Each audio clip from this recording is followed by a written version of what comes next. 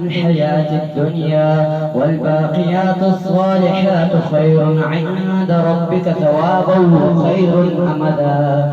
ويوم نسير الجبال وترى الأرض بارزة وحشرناهم فلم نغادر منهم أحدا وعرضوا على ربك صفا لقد جئتمونا كما خلقناكم أول مرة بل زعمتم أن لن نجعل لكم موعدا. ووضع الكتاب فترى المجرمين مشفقين مما فيه ويقولون يا ويلتنا ما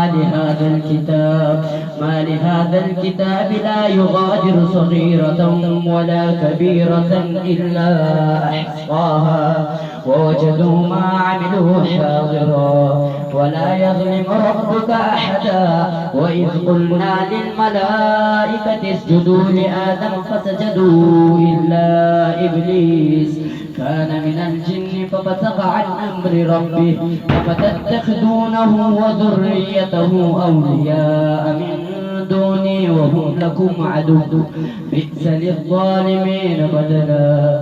ما أشهدتهم خلق السماوات والأرض ولا خلق أنفسهم وما كنت متخذ المضلين عددا. ويوم يقول نادوا شركائي الذين زعمتم فدعوهم فلم يستجيبوا لهم وجعلنا بينهم موبقا. ورأى المجرمون النار فظنوا أنهم واقعوها ولم يجدوا عنها مصرفا. ولقد صرفنا في